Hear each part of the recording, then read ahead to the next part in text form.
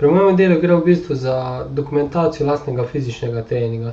Ideja nekako izvira iz pojavov prvih generičnih performancev v konceptualni umetnosti.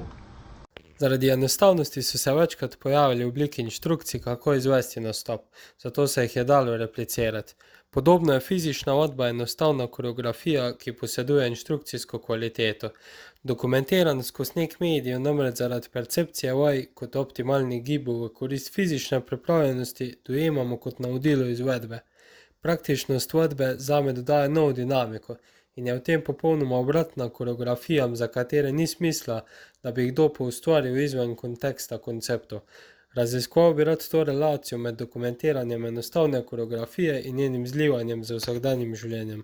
Z delom bi rad spregovoril tudi o posplošitvi ljudi v birokratskih sistemih, kjer se znajdemo kot nabor nekih informacij, pogosto s pomanjkanjem konteksta.